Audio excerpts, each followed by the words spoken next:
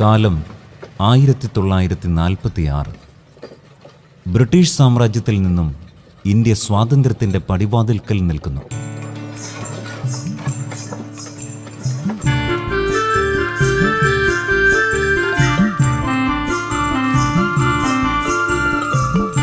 പാലക്കാട് ജില്ലയിലെ ചെറുപ്ലശ്ശേരി എന്ന ചെറുപട്ടണം മതസൗഹാർദ്ദത്തിൻ്റെ ശീതളിമയും കമ്മ്യൂണിസത്തിൻ്റെ വിപ്ലവ കാറ്റുമേറ്റ് ജ്വലിച്ചു നിൽക്കുകയാണ് ചെറുപ്ലശ്ശേരി.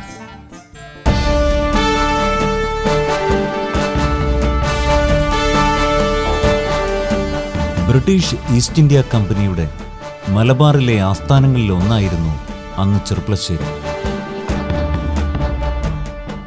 1946 ജൂൺ 25 ചെറുപ്ലശ്ശേരിയിലെ വീരമംഗലം ദേശത്ത് നെല്ലിക്കുറിശി മുഹമ്മദിൻ്റെയും മഠത്തിൽ തിത്തിക്കുട്ടി ആലിപ്പറമ്പിലിൻ്റെയും മൂത്ത മകനായി മുസ്തഫ കമാൽ പാഷ ജനിക്കുന്നു. വള്ളുവനാടിൻ്റെ ഗ്രാമീണ സൗന്ദര്യം നിറഞ്ഞ വയലേലകളിൽ ഓടി നടന്നും തൊട്ടടുത്തുള്ള കാക്കാത്തോട്ടിൽ മീൻ പിടിച്ചും ആ ബാല്യം തളിർത്തു.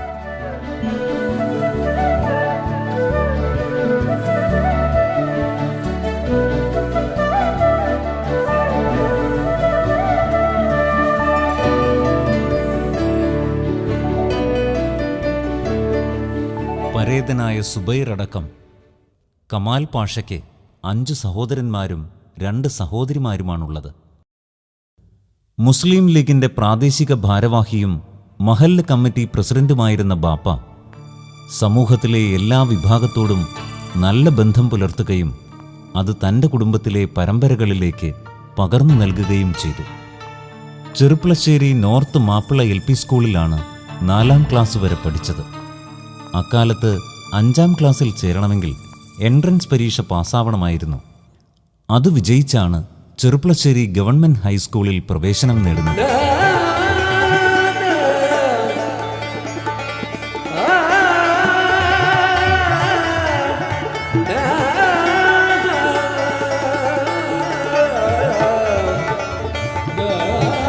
ഈ കയറി വരുന്ന ഫസ്റ്റ് റൂമായിരുന്നു അന്നത്തെ 5ാം ക്ലാസ്. ആ ബാക്കിലൊരു അയനിമരം ഉണ്ടായിരുന്നു, വലിയൊരു മരം. അവിടെ നിന്ന് നോക്കിയാൽ ഈ കുന്നിൻ്റെ മറ്റേ ഭാഗം കാണാം, ഒഴിഞ്ഞ സ്ഥലങ്ങൾ കാണാം. അപ്പോൾ വളരെ പ്രകൃതി സുന്ദരമായ ഒരു അന്തരീക്ഷമാണ്.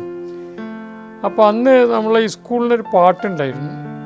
സാധാരണ യോഗങ്ങളൊക്കെ പാട്ടുണ്ടാകുമ്പോൾ ആ പാട്ട് പാടും. അതിൻ്റെ തുടക്ക വരി എനിക്ക് ഓർമ്മയുള്ളൂ. നീലക്കുന്നിൻ നെറുകയിൽ വിലസും വിദ്യാലയം ഇത് വാഴുക നീണാൾ എന്ന് പറഞ്ഞിട്ടൊരു കവിതയാണ് ഉണ്ടായിരുന്നത്. SSLC വരെയുള്ള പഠനകാലം അദ്ദേഹത്തിൻ്റെ ഭൗതിക വികാസത്തിൽ നിർണായകമായ കാലഘട്ടമായിരുന്നു. അന്നത്തെ ഗുരുനാഥന്മാരുടെ ആത്മാർത്ഥതയും പഠന രീതിയും തൻ്റെ ജീവിതത്തിൽ ഏറെ മാറ്റമുണ്ടാക്കിയെന്ന് അദ്ദേഹം സാക്ഷ്യപ്പെടുത്തുന്നു. സരോജിനി ടീച്ചർ മിടുക്കനായ ആ വിദ്യാർത്ഥിയെ വീണ്ടും ഓർത്തെടുക്കുന്നു. പറയുമ്പോൾ പിന്നെ കണ്ടില്ല, കമൽ എന്നോട് എന്നെ കണ്ടാലും മുണ്ടും ചെയ്യും, അങ്ങനെ പറയും ചെയ്യേ. പിന്നെ ഇപ്പോൾ ഞാൻ വിചാരിച്ചു അവിടെ ഇപ്പോൾ ആ കുട്ടീനെ ആലോചിച്ചപ്പോൾ ഉണ്ട് എൻ്റെ അടുത്ത് തന്നെ അള്ളാഹു എത്തിച്ചിട്ട് കുട്ടി. എനിക്ക് അത്ഭുതം കേട്ടോ. ഞാൻ കമലിനെ ഞാൻ കാണുന്ന തന്നെ വിചാരിച്ചിട്ടില്ല. അത്രയ്ക്ക് കണ്ടുവല്ലോ, സന്തോഷമായി. ബാപ്പയുടെ കടയിൽ എല്ലാ പത്രങ്ങളും ലഭിക്കുമായിരുന്നു. ആ കടവരാന്തയിലെ ബെഞ്ചിലിരുന്ന് ചെറുപ്പം മുതൽ ആരംഭിച്ച പത്രവായന മികച്ച രാഷ്ട്രീയ പ്രബുദ്ധതയും ലോകവീക്ഷണവും രൂപപ്പെടുത്തുന്നതിൽ ഏറെ സഹായിച്ചു. ഒരു 4ാം ക്ലാസ്സിലൊക്കെ പഠിക്കുമ്പോൾ തന്നെ എനിക്ക് മൊത്തം കേരളത്തിലെ രാഷ്ട്രീയ സ്ഥിതി, ആരാണ് ഭരിക്കുന്നത്, എന്താണ് കോൺഗ്രസ്, എന്താ ലീഗ് എന്നതിനെക്കുറിച്ചൊക്കെ ഒരു അവബോധം ഉണ്ടായിരുന്നു. പിന്നെ രാഷ്ട്രീയമായി വളരെ പ്രബുദ്ധത ഉള്ളൊരു നാടാണ് ചെറുപ്ലശ്ശേരി. ചെറുപ്ലശ്ശേരി വളരെ പണ്ട് മുതൽ തന്നെ അങ്ങനെയാണ്. തികഞ്ഞ ഇസ്ലാമിക ബോധവും ധാർമ്മിക മൂല്യങ്ങളും ബാല്യകാലം മുതൽക്കേ അദ്ദേഹത്തിൽ അന്തർലീനമായിരുന്നു.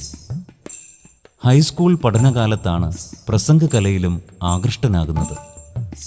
കാലം 1962. രാജാ ഗേറ്റ് കടന്ന് ഫറൂഖ് കോളേജിൻ്റെ ക്യാമ്പസിലേക്ക്. ലക്ഷ്യം പ്രീ യൂണിവേഴ്സിറ്റി പഠനം. പഠനത്തോടൊപ്പം തന്നെ ധാർമ്മിക മൂല്യങ്ങളും സ്വാംശീകരിക്കാൻ മനസ്സ് വെമ്പിക്കൊണ്ടിരുന്നു.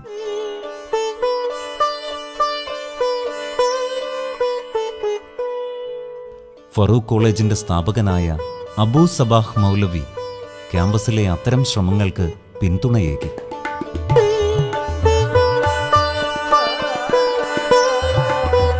ക്യാമ്പസിലെ വിദ്യാർത്ഥികൾക്കിടയിൽ ഇസ്ലാമിക ആശയങ്ങളും ധാർമ്മിക മൂല്യങ്ങളും പങ്കുവയ്ക്കാൻ ഇസ്ലാമിക് സ്റ്റഡി സർക്കിൾ എന്ന കൂട്ടായ്മ രൂപീകരിക്കുന്നു. ഇന്നും ആ സംഘം സജീവമായി നിലനിൽക്കുന്നു. ഫറൂഖ് കോളേജിൽ തന്നെ BA എക്കണോമിക്സിൽ തുടർ പഠനം. ഇക്കണോമിക്സ് പഠനത്തോടൊപ്പം ഖുറാനും പൂർണ്ണമായും പഠിക്കണമെന്ന് മനസ്സിലുറച്ചു. അബ്ദുള്ള യൂസഫലിയുടെ ഇംഗ്ലീഷ് പരിഭാഷയായിരുന്നു ഖുറാൻ പഠനത്തിന് അവലംബിച്ചത്. ഇംഗ്ലീഷ് ഭാഷയിലെ നൈപുണ്യവും അതോടെ കൈമുതലായി. അത് അന്ന് ഖുർആൻ പഠിക്കണം എന്നുള്ളത് മുസ്ലിമിൻ്റെ ഒരു ബാധ്യതയാണെന്നുള്ളൊരു മനസ്സിൽ തോന്നലുണ്ട്. അപ്പോൾ ഞാൻ വിചാരിച്ചു കഴിഞ്ഞാൽ ഖുർആൻ പഠിച്ചിട്ട് എക്കണോമിക്സൊക്കെ പഠിച്ചാൽ മതി എന്നുള്ള ഒരു തീരുമാനത്തിലെത്തി. അപ്പോൾ ഞാൻ ഫറൂഖ് ലൈബ്രറി പോയിട്ട് BA എക്കണോമിക്സിൻ്റെ സിലബസ് എടുത്ത് നോക്കി. അപ്പോൾ എനിക്ക് തോന്നി ഇതൊരു 6 മാസം പഠിച്ചാൽ പാസ്സാകണം അത്രേ ഉള്ളൂ എന്ന്. അപ്പോൾ ഞാൻ 2.5 കൊല്ലം പഠിക്കില്ലാന്ന് തീരുമാനിച്ചു. എക്കണോമിക്സ് ക്ലാസ് പോവും, വേറെ പ്രത്യേകിച്ച് പഠിക്കണമെന്നില്ല എന്ന് തീരുമാനിച്ചു. അപ്പോഴാണ് ഖുർആൻ പഠിക്കാൻ തുടങ്ങി. അങ്ങനെ ഒരു 2 കൊല്ലം കൊണ്ട് ഖുർആൻ കംപ്ലീറ്റ് വിത്ത് മീനിങ് വായിച്ചു തീർത്തു. ഫാറൂഖ് കോളേജിൽ പ്രീ യൂണിവേഴ്സിറ്റിക്ക് പഠിക്കുന്ന കാലത്താണ് അദ്ദേഹവുമായി പരിചയപ്പെടാൻ എനിക്ക് അവസരം ലഭിക്കുന്നത്. അദ്ദേഹം P2 ക്ലാസ്സിൽ എൻ്റെ സതീർത്ഥ്യനായിരുന്നു.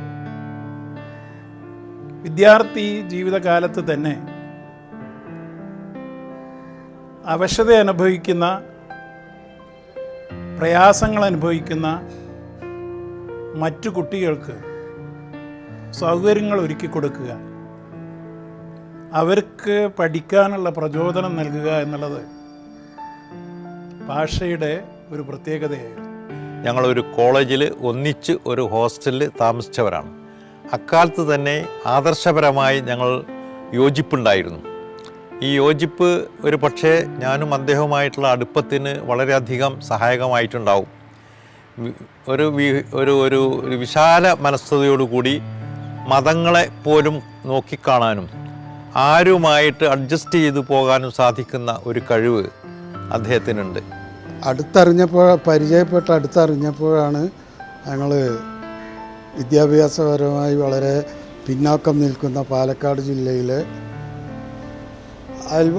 ഗ്രാമങ്ങളിൽ നിന്നാണ് ഞങ്ങൾ രണ്ടുപേരും വരുന്നത്. എന്നിരുന്നാലും ആദ്യമായി കാണുന്നത് ഫറൂഖിൽ വെച്ചിട്ടാണ്. 1966 യാത്ര അലിഗഡിലേക്കാണ്. ആ തീവണ്ടി യാത്രയിൽ കണ്ട സ്വപ്നങ്ങൾ ഏറെയാണ്.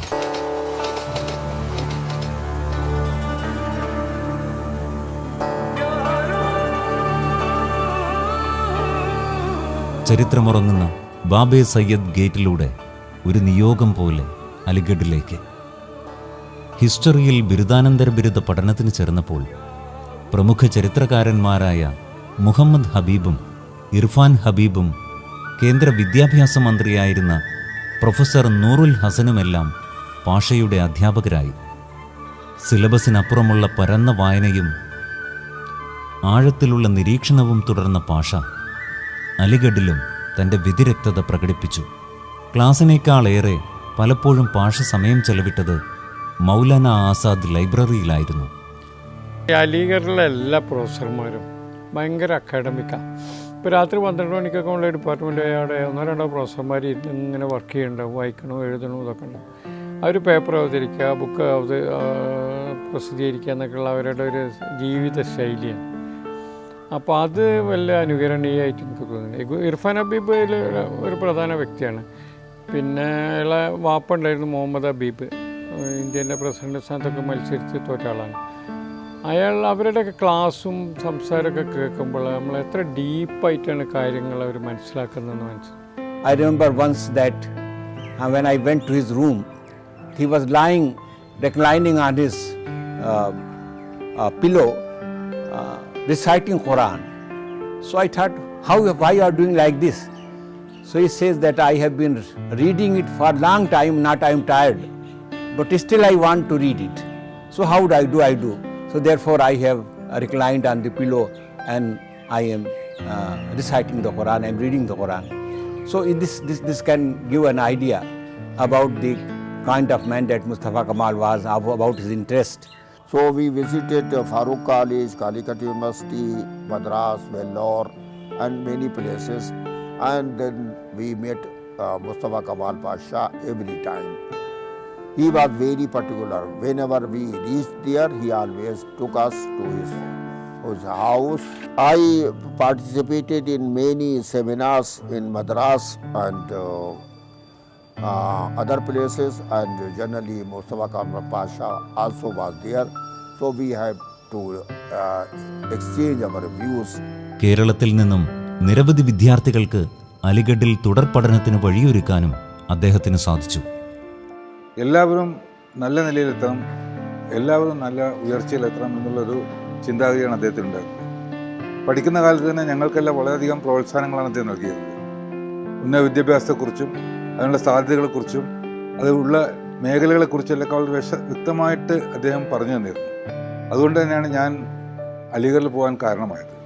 പണ്ഡിതവര്യൻ കെ ഉമ്മർ മൗലവിയുടെ മകളും തിരൂർക്കാട് സ്വദേശിനിയുമായ പ്രൊഫസർ കെ ഹബീബ പാഷ, കുഞ്ഞയമു സാഹിബിൻ്റെ മകളും എടയൂർ സ്വദേശിനിയുമായ വി പി ഹഫ്സ പാഷ എന്നിവരാണ് കമൽ പാഷയുടെ ജീവിത പങ്കാളികൾ.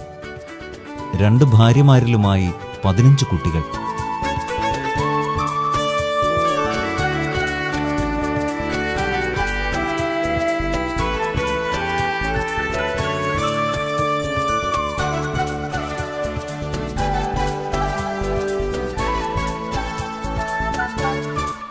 മാജിദ, സുലാല എന്നിവർ നേരത്തെ മരണമടഞ്ഞു. എൻ്റെ വിവാഹത്തെക്കുറിച്ച് പറയുകയാണെങ്കിൽ, സാധാരണ അന്നൊക്കെ തിരൂർക്കാട് ഭാഗത്ത് മലപ്പുറം ജില്ലയിലൊക്കെ 9 വയസ്സാകുമ്പോൾ തന്നെ പെൺകുട്ടികളെ വിവാഹം ആലോചന തുടങ്ങും. അപ്പോൾ ഞാൻ 6-7 ക്ലാസ്സിലായപ്പോൾ തന്നെ വിവാഹത്തിൻ്റെ എനിക്ക് കല്യാണം എന്ന് പറഞ്ഞാൽ ഭയങ്കര പേടിയായിരുന്നു. അപ്പോൾ ഈ പരിപാടി എന്നോട് പറ്റില്ല, അത്ര എന്നെ വിവാഹം കഴിക്കാൻ, എനിക്ക് പഠിക്കണം. എനിക്കൊരു ലെറ്റർ വരുന്നത്, English letter. This is A letter from an unexpected corner എന്നും പറഞ്ഞു. ഞാൻ അത്ഭുതപ്പെട്ടു, ഏതൊരാൾ എനിക്കൊരു എഴുത്തന്നെ. അതിനെ 112 SSR അലിഗർ ആയിരുന്നു. എനിക്കൊരു ലെറ്റർ ഒന്നും ക്ലോസില്ല. ഞാൻ ലെറ്റർ കൊണ്ടുപോയി ടീച്ചർ കൊണ്ടുപോയി കാണിച്ചു. പേടിച്ചിട്ട് ഏതോ ഒരു അന്യ പുരുഷൻ എനിക്ക് ലെറ്റർ അയച്ചു. അന്ന് എനിക്ക് ഉറക്കം വരില്ല. അതായത് പിറ്റേന്നാണെങ്കിൽ ലെറ്റർ ടീച്ചർക്ക് ഞങ്ങളെല്ലാം അടുത്തായിരുന്നു. ദൈനബ ടീച്ചർ, ഞങ്ങളെ ലേഡിവാട് ടീച്ചർ വായിച്ചിട്ട്, ഈ ലെറ്റർ കുട്ടിക്ക് അയച്ച ആൾ എന്താ അയാൾ ഇങ്ങനെ എഴുതിയത്, ഈ കുട്ടി മൈൻഡ് ചെയ്യണ്ട, അയാളെ ഞാൻ മറുപടി അയക്കുന്നുണ്ട്. കാരണം ഭീഷണിപ്പെടുത്തിക്കൊണ്ടൊരു കത്താണ്. ഇംഗ്ലീഷ് നല്ല language English. I have no much regard for a BA or even for that of mine. എനിക്ക് ഈ BA വലിയ റെസ്പെക്റ്റ് ഇല്ല. ഈ MA, അവർ ലെറ്റർ അയച്ച ആൾ MA ആണ് പഠിക്കുന്നത്. ഞാൻ BA B.Ed അല്ലേ, B.Edനാണ് പഠിക്കുന്നത്. എനിക്കിതിനോട് വലിയ റിഗാർഡില്ല, റെസ്പെക്റ്റ് ഇല്ല. ഇങ്ങനെയൊക്കെ കൂടിയുള്ള കുറേ വാചകങ്ങൾ. ആദർശ സുഹൃത്ത് നടിയിൽ ADAR അങ്ങനെ ഇംഗ്ലീഷിൽ. ഞാനൊക്കെ ഭയങ്കര വിഷമം. പിന്നെ നിൻ്റെ there was A letter from your father regarding speaking about the marriage with you and me. അപ്പം ഞാൻ എന്തെൻ്റെ പാക്ക് ഇപ്പം ഇങ്ങനെ ഒരു ഞാനൊക്കെ കൂടിയായിട്ട് ഇങ്ങനെ പനോടി വരും പറഞ്ഞു, ഇങ്ങനൊരു ആലോചന വന്നത്. അതേ എതിർത്തിരുന്ന നാൾ ഇത് എതിർത്തിയില്ല. ഏതായാലും ഒരിക്കലും നടക്കണല്ലോ മാരേജ്, എല്ലാ സ്വൈരം കിട്ടൂല കിട്ടുന്നു. അതിന് 22.5 years അന്ന് ഏജ് ഉണ്ട്. ഏത് സംഗതി നടക്കട്ടെ, ഒരാഴ്ച അവിടെ നിന്ന് ഇങ്ങോട്ട് മടങ്ങാം. ഭർത്താവിൻ്റെ വീട്ടിൽ പോയിട്ട് എനിക്ക് അത്ര ഐ ഡോണ്ട് നോ വാട്ട്, ഏതായാലും എതിർത്തില്ല. പിന്നെ കണ്ടും എൻ്റെ വാപ്പ പറഞ്ഞു, അങ്ങനെ വാപ്പ അവിടെ പോയി അന്വേഷിച്ചിട്ടുണ്ടായ കല്യാണം നല്ല ആളാണ്, ഫറൂഖ് കോളേജിൽ ആകെ താടിയുള്ള ഒരേ ഒരു സ്റ്റുഡൻ്റാണ്, ഇങ്ങനെ കുറേ ഗുണഗുണങ്ങൾ പറഞ്ഞപ്പോൾ എന്നെ സമ്മതിപ്പിച്ച്. അങ്ങനെയാണ് ഈ കല്യാണം തുടങ്ങിയത്. കഴിഞ്ഞപ്പോൾ എനിക്ക് ഏറ്റവും വലിയ ഭാഗ്യമാണെന്ന് ഞാൻ മനസ്സിലായി. കാരണം അതിന് മുമ്പ് കുറേ ആളുകൾ എൻ്റെ ഒപ്പം ആലോചിച്ചിരുന്നു. അപ്പം അള്ളാഹു ഇതിലൊക്കെ ദൈവത്തിൻ്റെ ഒരു കൈയുണ്ട്. കാരണം ഞങ്ങളുടെ ഡേറ്റ് ഓഫ് ബർത്ത് നോക്കിയിട്ടില്ല, ഒരേ ഇയർ പഠിച്ചവരാണ്. അപ്പം നോക്കൂലേ ഡേറ്റ് ഓഫ് ബർത്ത്, ആദ്യം അതിനെപ്പറ്റി ചിന്തിച്ചിട്ടില്ല. അപ്പം ഞാനാണ് ഏജ് കൂടുതൽ, 6 months ഞാനാണത്, ഇതാരും അറിയില്ല. അപ്പം അള്ളാഹുവിൻ്റെ ഒരു ഇതുണ്ട്, നമ്മൾ കുറേ പ്രവർത്തിക്കുക, സംതിങ് ഇസ് ദർ ഡിവൈൻ എന്ന് ഞാൻ അന്ന് മനസ്സിലാക്കി. എൻ്റെ അള്ളാഹിൻ്റെതാണ് എനിക്ക് ഈ വിവാഹം നടക്കുക. അല്ലെങ്കിൽ പല there are many currents and undercurrents against this ഒക്കെ ഉണ്ടായിരുന്നു. പക്ഷേ അതൊക്കെ പോയിട്ട് കല്യാണം നടന്നു. 1975 ഞാൻ അവരുടെ കൂടെ അവരുടെ ജീവിതത്തിലേക്ക് കടന്നു വന്നത്. ഇവരെ ഒരു ഫ്രണ്ട് തന്നെ ഉണ്ട്, കാസർഗോഡ് അബൂബക്കർ സാഹിബ് എന്ന് പറയും. അവരാണ് ഈ ഇത് കൊണ്ടുവന്ന് വന്നത്. കോളേജിൽ വർക്ക് ചെയ്യുന്ന ടൈമിൽ ആഴ്ചയിൽ 2 ദിവസം ഇവിടെ ഉണ്ടാവും. മിക്കവാറും ശനിയും ഞായറും ഉണ്ടാവും. പക്ഷെ അവർ വരുന്ന ദിവസമൊക്കെ കുട്ടികൾക്കൊക്കെ ഭയങ്കര ഒരു പെരുന്നാൾ പോലെയാണ്. ഭയങ്കര കാത്തിരിക്കും. ഭയങ്കര സന്തോഷമാണ്. ഇപ്പോൾ വരുന്ന ദിവസമാണെന്നുള്ളതിൽ എല്ലാവരും ഒരുങ്ങിയിരിക്കും. ഇപ്പോൾ വന്നാലും നല്ല രസമാണ് കുട്ടികൾക്ക്. ആളൊരു പാവാണ്. അങ്ങനെ ദേഷ്യപ്പെടാറൊന്നുമില്ല, കുട്ടികളോടും ദേഷ്യപ്പെടാറില്ല. നമ്മളെ എല്ലാവരുടെ വിഷമം മനസ്സിലാക്കിയിട്ട്, നമ്മളാരും വിഷമിച്ചിരിക്കാൻ പാടില്ല. എന്ത് പ്രശ്നം ഉണ്ടെങ്കിലും വേഗം സോൾവ് ചെയ്യും. എന്തില്ല, ഇങ്ങനത്തെ ഒരു ഭർത്താവിനെ കിട്ടിയാൽ തന്നെ ഞാൻ അള്ളാഹിനെ സ്തുതിക്കുകയാണ്. ആ ഭർത്താവിനെ എനിക്ക് കിട്ടാൻ കാരണം ഹബീബത്താത്താൻ്റെ ഒരു മനസ്സും കൂടിയാണല്ലോ. എല്ലാവരും ഇവരെ പോലെ ആവില്ല. ഇവർ പറഞ്ഞൊരു പ്രത്യേക വ്യക്തിത്വം. മക്കളും മരുമക്കളും പേരക്കുട്ടികളുമായി വലിയൊരു കുടുംബത്തിന്റെ പാഷാ പരമ്പരയാണിന്നുള്ളത്. ഒത്തൊരുമയുടെ കുടുംബജീവിതത്തിന്റെ മാതൃകയും കമാൽ പാഷ മക്കളിലേക്ക് പകർന്നു നൽകി. മക്കൾക്കെല്ലാവർക്കും മികച്ച വിദ്യാഭ്യാസവും ധാർമ്മിക അടിത്തറയും നൽകാൻ പാഷയ്ക്ക് സാധിച്ചു. ഡോക്ടർമാർ, എഞ്ചിനീയർമാർ, ലെക്ചർമാർ, മാധ്യമപ്രവർത്തകർ, അധ്യാപകർ, സാമൂഹിക പ്രവർത്തകർ തുടങ്ങി എല്ലാ മേഖലകളിലും ശോഭിക്കുന്നവരാണ് മക്കളും മരുമക്കളും അടങ്ങുന്ന കുടുംബാംഗങ്ങൾ. എല്ലാവരും പൊതുവെ അവരുടെ റോൾ മോഡൽസ് അവരുടെ പാരൻസ് ആണെന്ന് പറയാറുണ്ട്. അപ്പോൾ നോക്കുകയാണെങ്കിൽ എനിക്ക് അങ്ങനെ നോക്കുമ്പോൾ പടച്ചോനെ അനുഗ്രഹിച്ച് ഒരുപാട് ഇൻസ്പയർ ചെയ്യാനുള്ള കുറേ പാഠങ്ങൾ ഉപ്പാൻ്റെ ഒരു മനസ്സിൽ കിട്ടിയിട്ടുണ്ട്. രാത്രി ഉപ്പിമ്മയും അവിടെ എഴുതാനും വായിക്കാനും ആയിട്ട് ഇരിക്കുന്നുണ്ടാവും. ചില ദിവസം കാണാം സുബൈ വരെ ഇരുന്നിട്ട് സുബൈക്ക് നിസ്കാരം കഴിഞ്ഞിട്ടാണ് കിടക്കുന്നുണ്ടാവുക. അപ്പോൾ അന്നേ ഫുള്ളി എൻഗേജ്ഡ് ആണ് ഉപ്പിമ്മി. എന്തെങ്കിലും എഴുത്തും വായനയാണെങ്കിൽ അത്, പിന്നെ ഫുൾ ടൈം പരിപാടിക്ക് പോലാണ് ഉപ്പിമ്മയും. അപ്പോൾ അങ്ങനെ നമ്മൾ ഓർമ്മയിൽ വീട്ടിലധികം ഇങ്ങനെ ഇരിക്കുന്നത് കണ്ടിട്ടില്ല. 2002 ഞങ്ങളുടെ കല്യാണം നടക്കുന്നത്. അതിന് മുമ്പ് തന്നെ യഥാർത്ഥത്തിൽ ഞങ്ങളുടെ വീട്ടിൽ കുളപ്പുറത്ത് ഞങ്ങളുടെ ചർച്ചകളിലൊക്കെ പലപ്പോഴും കടന്നു വരുന്ന ഒരു കഥാപാത്രമാണ്. കാരണം അന്ന് പ്രൊഫസർമാർ വളരെ അപൂർവമായി നിൽക്കുന്ന സമയത്ത് ഇത്തരം ദീനീ സംഗതികളിലൊക്കെ വളരെ ആക്റ്റീവായിട്ട് നിൽക്കുന്ന ഒരാൾ. അതേസമയം വളരെ ലളിതമായ ഒരുപാട് കഥകൾ ബാപ്പയൊക്കെ ഇങ്ങനെ പലപ്പോഴും ഞങ്ങളോട് പറയുമ്പോൾ, പല ഉദാഹരണങ്ങളും പറയുമ്പോൾ കമാൽ പാഷ അങ്ങനെ പറഞ്ഞു ഇങ്ങനെ പറഞ്ഞു എന്നൊക്കെ പറഞ്ഞിട്ടൊരു സംഗതികൾ നമ്മളോടങ്ങനെ പറയും.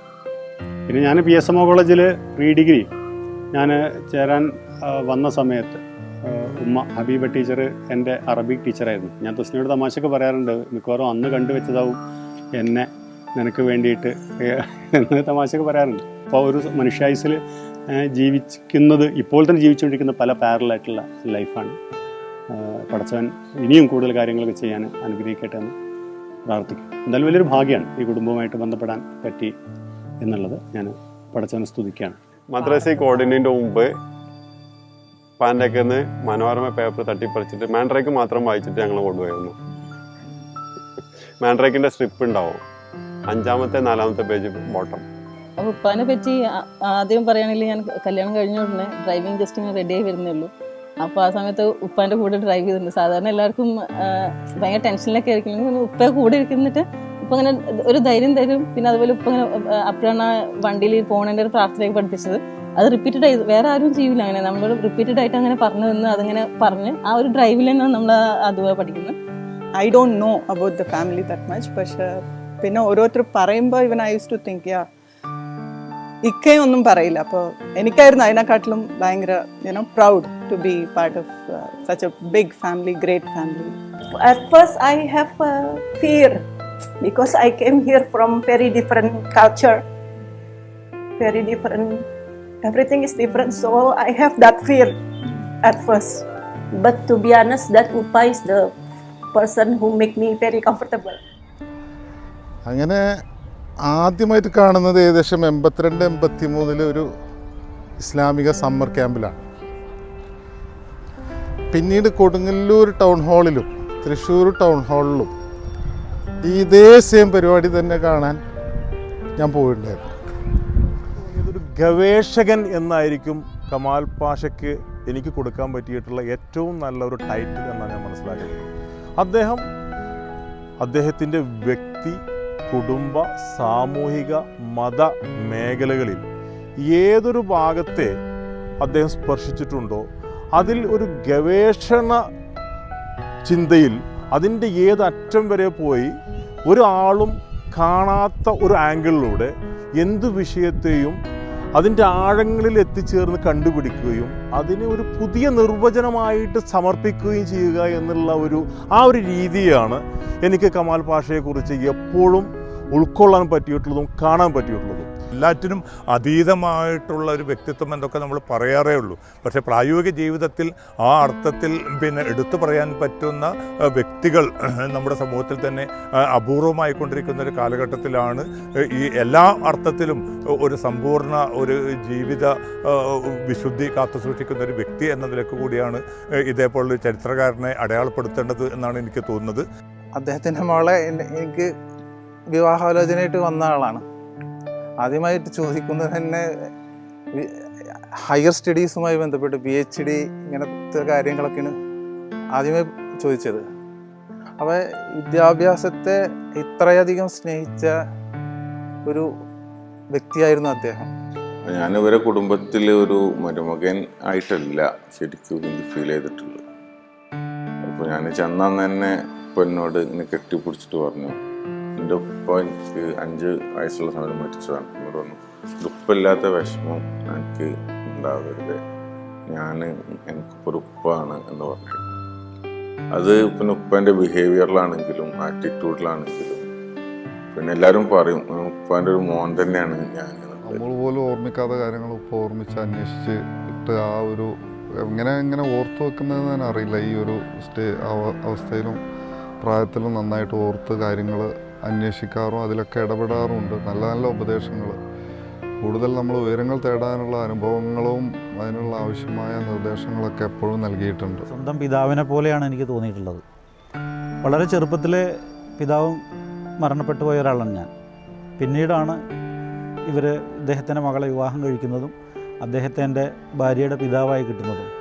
പക്ഷേ പിന്നീട് ഇങ്ങോട്ടുള്ള എൻ്റെ ജീവിതത്തിൽ മുഴുവൻ ഒരു പിതാവിൻ്റെ സ്നേഹവും വാത്സല്യവും അതുപോലെ തന്നെ കരുതലും ഒക്കെ അദ്ദേഹം നൽകിയിട്ടുണ്ട് എന്നാണ് പറയാനുള്ളത്. ഉപ്പ എന്ന് പറഞ്ഞാൽ എന്താ പറയുക, നമുക്ക് ഒരു ഉപ്പാന്നേക്കാളുപരി എന്താ പറയുക ഒരു ഫ്രണ്ട് എന്നുള്ള നിലയ്ക്കുള്ള ഒരു അപ്പിയറൻസ് ആണ് ഉണ്ടായിരുന്നു. വെറും ഒരു സ്കൂൾ എഡ്യൂക്കേഷൻ എന്നുള്ള ഒരു കൺസെപ്റ്റ് അല്ല ഉപ്പാൻ്റെ.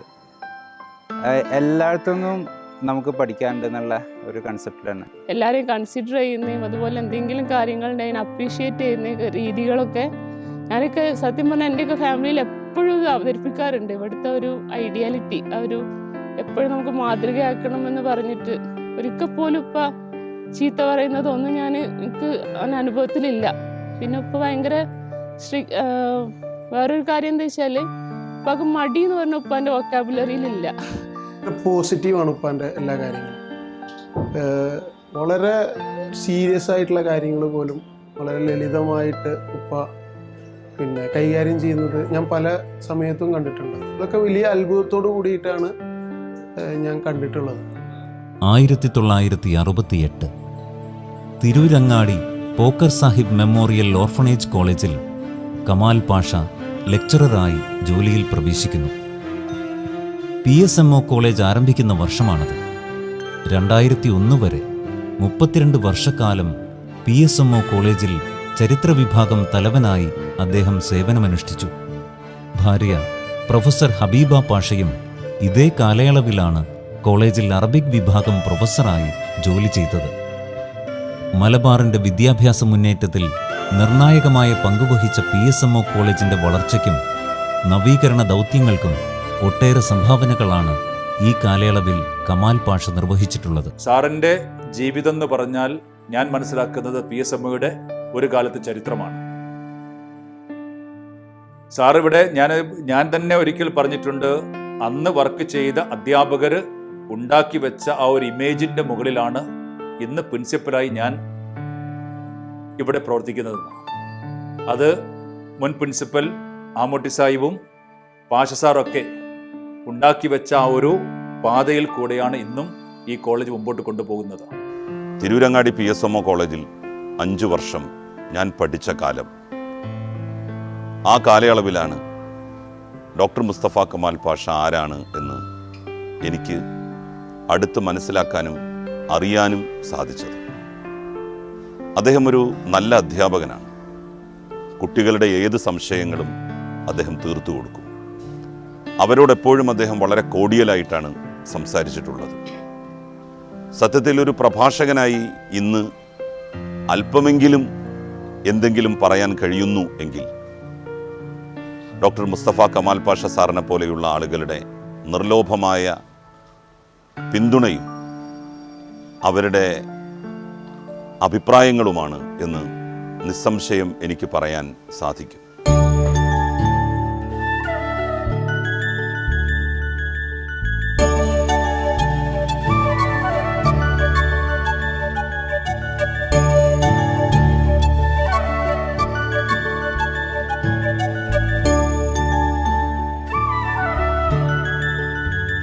പ്രൊഫസർ കമാൽ പാഷ ഈ കോളേജ് ലൈബ്രറി കെട്ടിപ്പടുക്കുന്നതിൽ കാര്യമായ പങ്ക് വഹിച്ച ഒരു വ്യക്തിത്വമാണ്.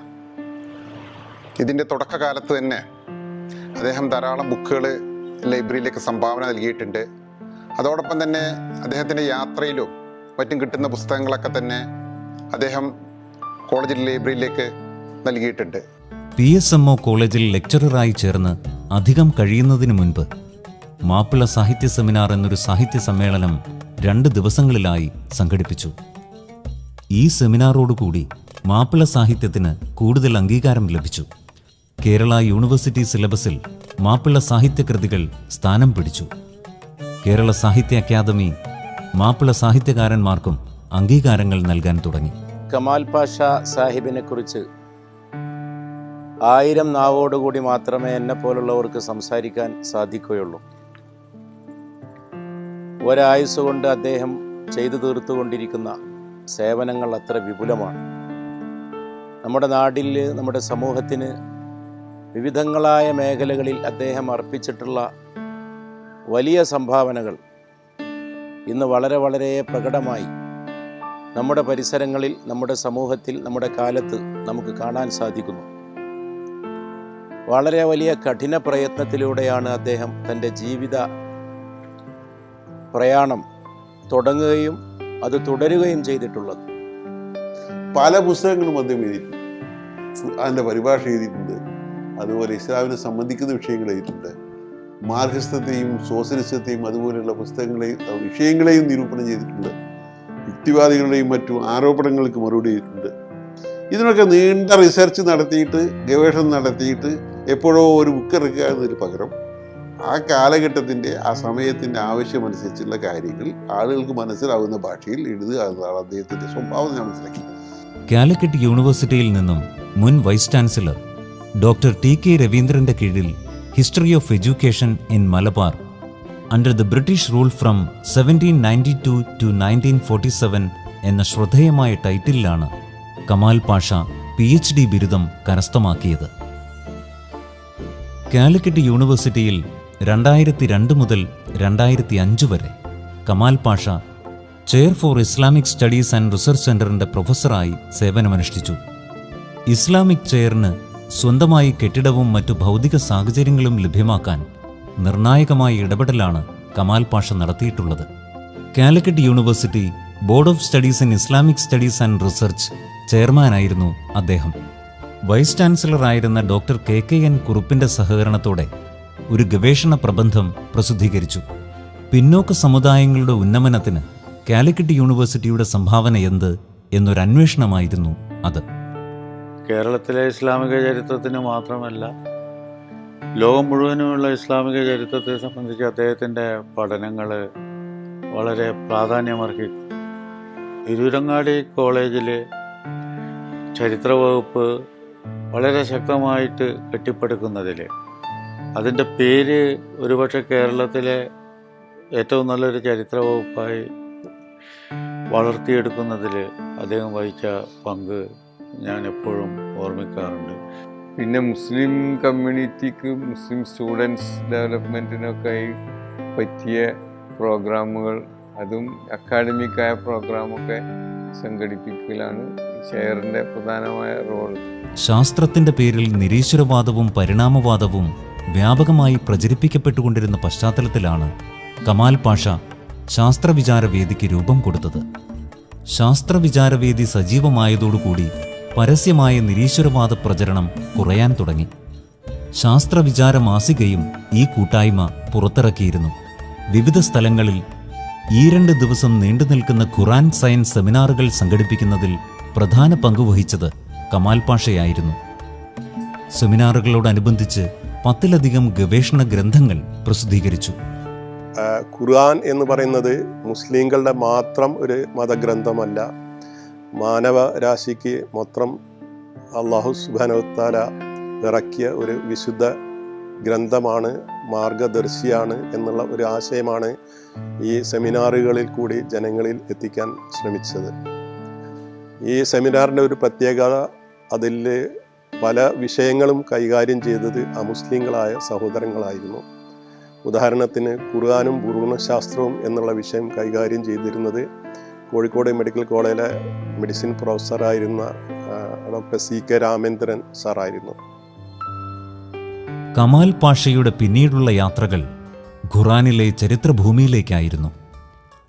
കമാൽ പാഷയെ പൊതുമണ്ഡലത്തിൽ കൂടുതൽ പ്രശസ്തനാക്കിയത് അദ്ദേഹം PSMO കോളേജിൽ തൻ്റെ സഹപ്രവർത്തകനായ റസാഖ് സുല്ലമിയുമായി ചേർന്ന് വിദേശ രാജ്യങ്ങളിൽ യാത്ര ചെയ്ത് തയ്യാറാക്കിയ ഖുറാനിലെ ചരിത്രഭൂമികളിലൂടെ എന്ന ഈ ഡോക്യുമെൻ്ററിയാണ്. ഖുറാനിൽ പ്രതിപാദിച്ചിട്ടുള്ള ചരിത്ര മുഹൂർത്തങ്ങൾക്ക് സാക്ഷിയായ നിരവധി രാജ്യങ്ങളിലെത്തി 2 വോള്യങ്ങളിലായി ഈ വീഡിയോ പരമ്പര ഇരുവരും തയ്യാറാക്കിയത്. അങ്ങനെ അദ്ദേഹം ഞാനും കൂടിയാണ് 1997 ജോർഡാൻ, ഫലസ്തീൻ, ഇസ്രായേൽ, ഈജിപ്ത് എന്നീ രാജ്യങ്ങളിലും സൗദി അറേബ്യ പോലുള്ള രാജ്യങ്ങളിലൊക്കെ പോയത്. അതിനുശേഷം 98 ഇറാൻ, അർമേനിയ, ജോർജിയ, തുർക്കി, ലബനോൺ, ഇറാഖ്, കുർദിസ്ഥാൻ, യമൻ പോലുള്ള രാജ്യങ്ങളിലും, പിന്നീടുള്ള സിറിയ, ഇസ്രായേൽ, ഫലസ്തീൻ പോലുള്ള രാജ്യങ്ങളിലുമൊക്കെ പോയി. അങ്ങനെ 20ഓളം രാഷ്ട്രങ്ങളിലുള്ള ദൃശ്യങ്ങളാണ് പിന്നീട് ഖുർആനിൻ്റെ ചരിത്രഭൂമികളിലൂടെ എന്ന പേരിൽ ഒരു ഫിലിമായി പ്രസിദ്ധീകരിച്ചത്. പ്രമുഖ വ്യക്തികളെ ഉൾപ്പെടുത്തി ഖുർആന്റെ ചരിത്രഭൂമികളിൽ വീണ്ടും 23 പഠനയാത്രകൾ സംഘടിപ്പിച്ചു. പ്രിയപ്പെട്ട കമാൽ പാഷയുമായി എനിക്ക് നേരത്തെ തന്നെ നല്ല ബന്ധമുണ്ട്. ഖുർആനിൽ വന്നിട്ടുള്ള പല ചരിത്ര വസ്തുതകളെയും അന്വേഷിച്ച് കണ്ടെത്തി അതെല്ലാം പുറത്തു കൊണ്ടുവരാനുള്ള വലിയൊരു ശ്രമം നടത്തി. വാസ്തവത്തിൽ അതിന് ശേഷമാണ് കേരളത്തിലെ പല സംഘടനകളും പല ആളുകളും ചരിത്രഭൂമിയിലൂടെ എന്ന രീതിയിൽ ഇതുപോലുള്ള ഒരു ടൂർ പ്രോഗ്രാം ഉണ്ടാക്കിയിട്ടുള്ളത്. 2009 ആദ്യത്തെ യാത്ര. ഞാനും ഡോക്ടർ കമാൽ പാഷ അമീറായിട്ടും ഞാൻ അതിൻ്റെ ലീഡറായിട്ടും ആദ്യമായിട്ട് പോയത്. 80-81ഓളം യാത്രക്കാർ ഞങ്ങളുടെ കൂടെ ആദ്യത്തെ ട്രിപ്പിൽ തന്നെ പോയി. അതിങ്ങനെ തുടർന്ന് പിന്നീട് എല്ലാ ട്രിപ്പിലും 50 മാക്സിമം ആൾക്കാരുണ്ടാവുക. അതിങ്ങനെ തുടർന്ന് ഏകദേശം 30-32ഓളം യാത്രകൾ ഞാനും കമാൽ പാഷയും കൂടി ഒരുമിച്ച് ഈ അബ്രാറിൻ്റെ ബാനറിൽ നടത്തുകയുണ്ടായി. എഴുത്തിൻ്റെ വഴികളിലും ധന്യമാണ് ഈ ജീവിതം. 100-ലധികം ഗ്രന്ഥങ്ങളുടെ കർത്താവാണ് ഡോക്ടർ മുസ്തഫ കമാൽ പാഷ. ഇസ്ലാമിക സാഹിത്യത്തിനും ചിന്താധാരയ്ക്കും അതുല്യമായ ഗ്രന്ഥങ്ങളിലൂടെ വലിയ സംഭാവനകൾ അർപ്പിക്കാൻ അദ്ദേഹത്തിൻ്റെ എഴുത്തു ജീവിതത്തിന് സാധിച്ചു.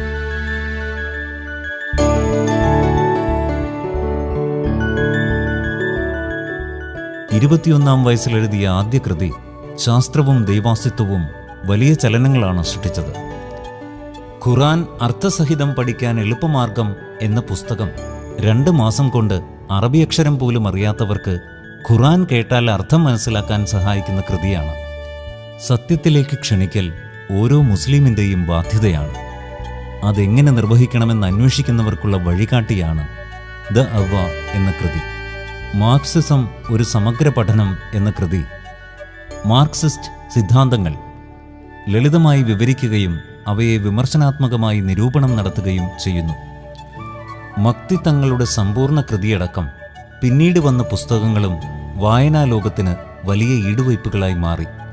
ഈ പുസ്തകം സയ്യിദ് സനാഉല്ല മക്തി തങ്ങൾ എന്ന ഒരാൾ പലപ്പോഴായി പ്രസിദ്ധീകരിച്ച കുറേ ലഘുലേഖകളുടെ സമാഹരണമാണ്. ഇത് കേരളത്തിൽ ഉടനീളം നടന്നാണ് സമാഹരിച്ചത്. തിരുവനന്തപുരം ലൈബ്രറിയിൽ, പിന്നെ കൊല്ലത്തുള്ള ലൈബ്രറികളിൽ, ചിലയിടത്തൊന്നും നമുക്ക് ഫോട്ടോ എടുത്ത് കൊണ്ടുവരാനൊന്നും പറ്റാത്തടത്ത് എഴുതി ഉണ്ടാക്കുകയാണ് ചെയ്തത്. അപ്പോൾ ഈ ഗ്രന്ഥം പ്രസിദ്ധീകരിക്കുന്നതിൽ എനിക്ക് പ്രത്യേക താല്പര്യം തോന്നിയിരുന്നു. ഒന്ന്, അമുസ്ലിങ്ങൾക്ക് ഇസ്ലാമിനെ എത്തിക്കുക എന്ന ഒരു പ്രക്രിയ 100 കൊല്ലം മുമ്പ് തന്നെ നമ്മളെ നാട്ടിലുണ്ടായിരുന്നു എന്നുള്ളത് തെളിയിക്കുക എന്നുള്ളത്. ഇത് ജവഹർലാൽ നെഹ്റു യൂണിവേഴ്സിറ്റിയിലെ ഡൽഹിയിലെ ഒരു പാഠപുസ്തകമാണ്. ബ്രിട്ടീഷ് സംസ്കാരം ഇവിടെ അധിനിവേശം നടത്തുമ്പോൾ രാഷ്ട്രീയമായ പ്രതിരോധം മാത്രമല്ല, സാംസ്കാരികമായ പ്രതിരോധം ഉണ്ടാവും. ആ പ്രതിരോധത്തിൻ്റെ ഒരു ഉദാഹരണമാണ് മക്തിത്വങ്ങൾ എന്നുള്ള നിലക്കാണ് ജവഹർലാൽ നെഹ്റു യൂണിവേഴ്സിറ്റിയിൽ ഇതൊരു ടെക്സ്റ്റ് ബുക്ക് ആക്കിയത്. അമ്മ ജുസു ആസ്വാദനം പരിഭാഷ വാക്കർത്ഥം എന്ന കൃതിയിൽ ലളിതമായ മലയാളത്തിൽ ഓരോ സൂറത്തിലും എന്താണ് പറഞ്ഞിരിക്കുന്നതെന്ന് അവതരിപ്പിക്കുന്നതിനോടൊപ്പം പരിഭാഷയും വാക്കർത്ഥവും നൽകിയിരിക്കുന്നു. പരിണാമവാദം ശാസ്ത്രദൃഷ്ടിയിൽ എന്ന കമാൽ പാഷയുടെ കൃതിയും ഏറെ ശ്രദ്ധേയമാണ്. പരിണാമവാദം ഒരു വാദം മാത്രമാണെന്നും പരിണാമവാദത്തിന് അനുകൂലമായി പറയുന്ന പല വാദങ്ങളും ശാസ്ത്രവിരുദ്ധമാണെന്നും ഈ കൃതി തെളിയിക്കുന്നു.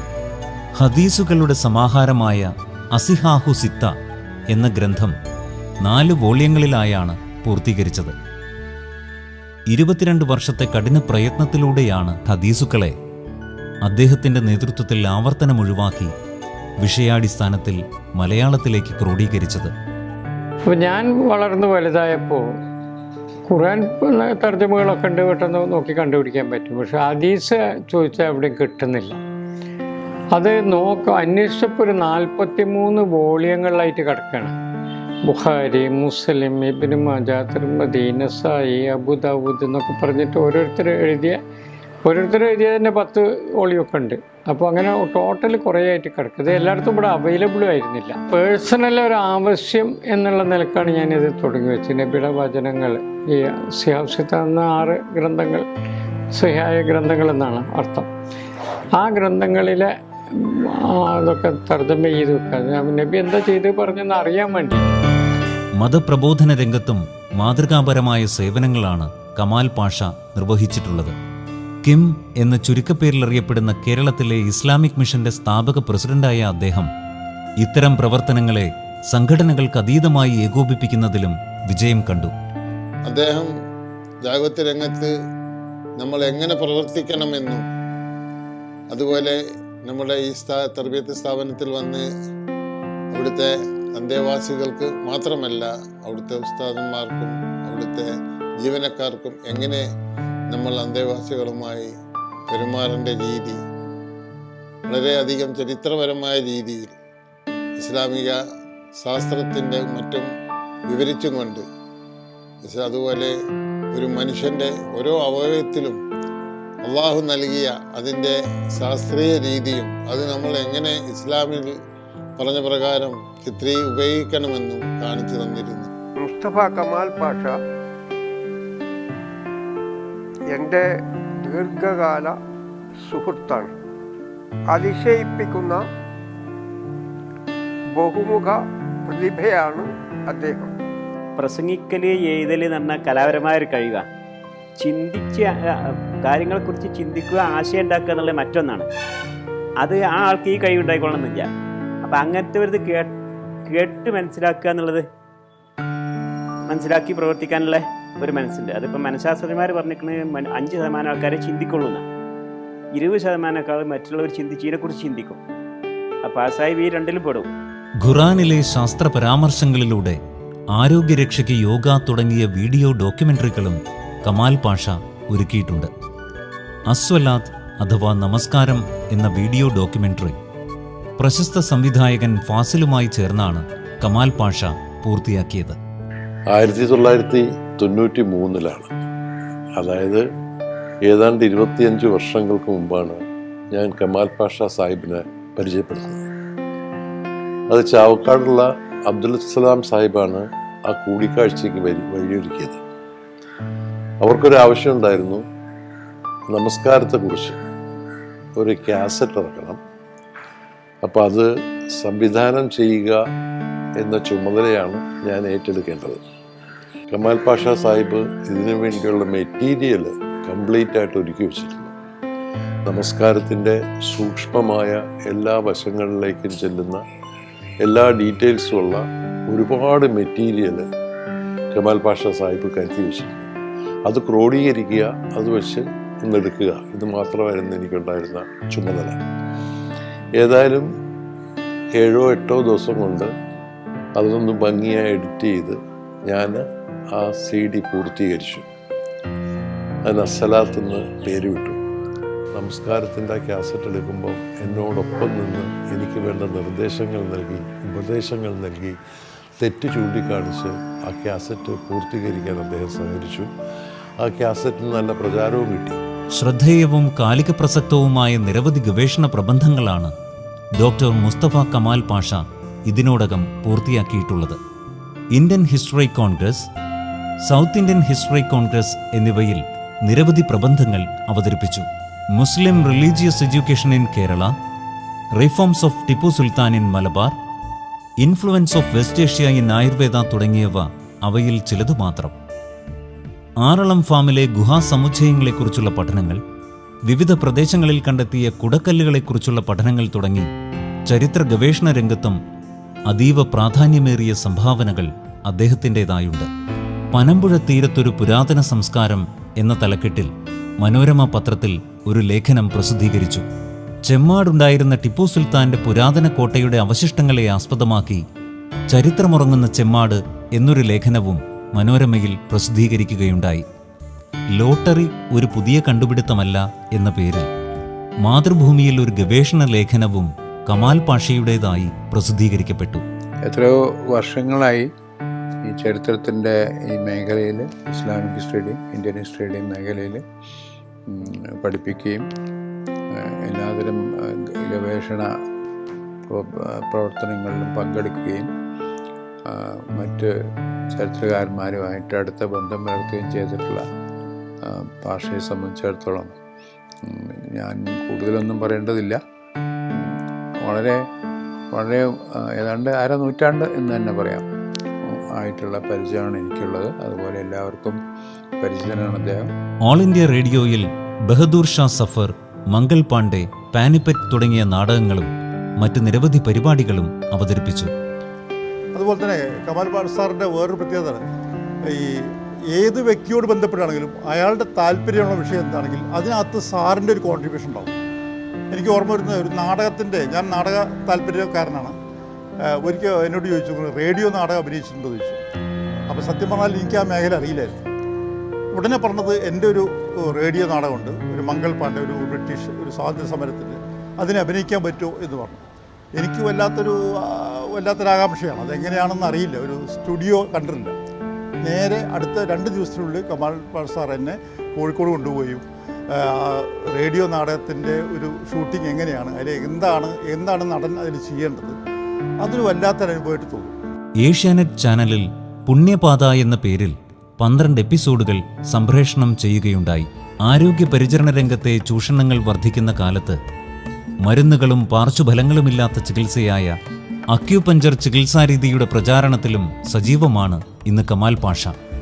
കോഴിക്കോട് പുതിയങ്ങാടിയിലെ ഡോക്ടേഴ്സ് പോളിക്ലിനിക്കിൽ കൗൺസിലിംഗ്, അക്യുപഞ്ചർ, ഹിജാമ ചികിത്സയും പഠന കോഴ്സുകൾക്കും നേതൃത്വം നൽകുന്നു. ചൈനീസ് ചികിത്സാ രീതിയായ അക്യുപഞ്ചർ മൂപ്പർ അതിനൊരു കോഴ്സ് തന്നെ നടത്തുന്നത്. എത്രയോ ആൾക്കാർ അതുകൊണ്ട് ഉപജീവനം കഴിയുന്നുണ്ട്. ഒരു ഗുരുതുല്യനായി തന്നെ കാണുന്ന ഒരു വ്യക്തിയാണ് കമാൽ പാഷ സാഹിബ്. അതിലേറെ ഒരു സുഹൃത്തും കൂടിയാണ്. കാരണം അവികസിതമായ ഈ പൂക്കാട്ടിരി പ്രദേശത്തിൻ്റെ വിദ്യാഭ്യാസപരമായും സാംസ്കാരികപരമായും അതിലേറെ മതസൗഹാർദ്ദ രംഗങ്ങളിലും ഒരുപാട് വിഷയങ്ങൾ ഞങ്ങൾ ചർച്ച ചെയ്തിട്ടുണ്ട്. പലതും അതിൻ്റെ ലക്ഷ്യം കാണുകയും ചെയ്തിട്ടുണ്ട്. പിന്നെ ജീവിതത്തിൽ ഒരു അടുക്കും ചിട്ടയൊക്കെ വന്നത് സാറിൻ്റെ കൂടെ കയറി കൂടിയതിൻ്റെ ശേഷമാണ്. പിന്നെ മറ്റ് കാര്യങ്ങളൊക്കെ എന്ന് പറഞ്ഞു കഴിഞ്ഞാൽ മറ്റൊക്കെ ജീവിതം ഒരു കളിയായി കണ്ടിരുന്നു. സാറ് വന്നതിൻ്റെ ശേഷമാണ്, സാറിൻ്റെ കൂടെ കൂടിയതിൻ്റെ ശേഷമാണ് ജീവിതത്തിനൊരു ഇതൊക്കെ നമുക്കൊരു വേണം, സമൂഹത്തിന് എന്തെങ്കിലും ചെയ്യണം. മലബാറിൽ CBSE കരിക്കുലത്തിൽ ഇംഗ്ലീഷ് മീഡിയം സ്കൂളുകൾ തുടങ്ങാൻ മുസ്ലിം മാനേജ്മെൻറ്റുകൾക്ക് പ്രേരകമായത് അദ്ദേഹത്തിൻ്റെ നേതൃത്വത്തിൽ രൂപം കൊണ്ട തിരൂരങ്ങാടിയിലെ മലബാർ സെൻട്രൽ സ്കൂൾ ട്രസ്റ്റിൻ്റെ രൂപീകരണത്തോടെയാണ്. ഇന്നും ഈ മേഖലയിലെ വിദ്യാഭ്യാസ രംഗത്ത് അഭിമാനകരമായ നേട്ടം കൈവരിച്ചു മുന്നേറാൻ ഈ സ്ഥാപനത്തിന് സാധിക്കുന്നു. കാൽ നൂറ്റാണ്ടുകൾക്ക് മുമ്പ് ഡോക്ടർ മുസ്തഫ കമാൽ സാറെ പോലുള്ള ഒരു വിഷനറിയുടെ മസ്തിഷ്കത്തിൽ ഉദയം കൊണ്ടൊരു ഐഡിയ ആണ് മലബാർ സെൻട്രൽ സ്കൂൾ. വിദ്യാഭ്യാസപരമായിട്ടും മറ്റു പല കാരണങ്ങളാലും പിന്നോക്കം നിന്ന ഒരു മേഖലയാണ് യഥാർത്ഥത്തിൽ ഇത്. ഇന്നും ഈ മേഖല വിദ്യാഭ്യാസപരമായിട്ട് ഒരുപാട് ബഹുദൂരം മുന്നിലായി എന്നൊന്നും പറയാൻ വയ്യ. 25 വർഷങ്ങൾക്ക് മുമ്പ് ഇത്തരത്തിലുള്ളൊരു ഐഡിയ, ഇത്തരത്തിലൊരു ആശയം അദ്ദേഹത്തെ പോലുള്ളൊരു വിഷനറിയുടെ മസ്തിഷ്കത്തിലാണ് ഉദയം കൊണ്ടത്. അദ്ദേഹം സമാന രീതിയിൽ ചിന്തിക്കുന്ന ആളുകളെ ചേർത്ത് വെച്ച് അന്ന് 25 വർഷം മുമ്പ് മലബാർ സെൻട്രൽ സ്കൂൾ തുടങ്ങി. ഇന്ന് ജില്ലയിൽ തന്നെ ഏറ്റവും മികച്ച നിലവാരത്തിൽ റിസൾട്ടിലുള്ള ഒരു സ്ഥാപനമാണ് Malabar central school. PSMO college adult education director, institute of fundamental research Kozhikode director, Calicut university faculty of humanities member, board of studies in history member, Mahatma Gandhi യൂണിവേഴ്സിറ്റിയിലെ board of studies in Islamic history member, എടയൂരിലെ Jamiyyathul Mustarshideen chairman, blossom English school chairman, south Indian history congress executive അംഗം എന്നീ നിലകളിലും അദ്ദേഹം സേവനമനുഷ്ഠിച്ചിട്ടുണ്ട്. ഇത് ഒരു രേഖപ്പെടുത്തലാണ്. കാലം ഈ കരുതുവയ്പ് ആഗ്രഹിക്കുന്നുണ്ട്. ജീവിതത്തിലെ ഓരോ ഘട്ടങ്ങളെയും സ്വതസിദ്ധമായ പുഞ്ചിരിയോടെ നേരിട്ട കമാൽ പാഷ മരണത്തെ മുൻപിൽ കണ്ട അപകടത്തെയും നൈൽ തീരത്തെ മണൽക്കാറ്റിനെയും പ്രിയപ്പെട്ട മക്കളുടെ വിയോഗത്തെയുമൊക്കെ ദൈവം നൽകിയ സഹനശക്തിയാൽ അതിജീവിച്ചു. ലോകമെമ്പാടും വലിയ ശിഷ്യഗണങ്ങളെയും സൗഹൃദങ്ങളെയും സമ്പാദിക്കാനും അവരോട് നിരന്തരം ഇടപഴകാനും കമാൽ പാഷ സമയം കണ്ടെത്തുന്നു. നിഷ്കളങ്കതയോടെ, മനസ്സറിഞ്ഞ പുഞ്ചിരിയോടെ, മികച്ച കേൾവിക്കാരനായി എല്ലാത്തിനെയും ലളിതമായി സമീപിക്കുവാനും പരിഹാരം നിർദ്ദേശിക്കുവാനും സാധിക്കുന്ന ചൈതന്യ സാന്നിധ്യമായി തുടരുകയാണ് ഈ മനുഷ്യൻ. തിരയൊടുങ്ങാത്ത കടൽ പോലെ ഊർജ്ജസ്വലതയുടെ പ്രതീകമായി ആ വിസ്മയ പ്രവാഹം അനുസ്യൂതം തുടരുകയാണ്.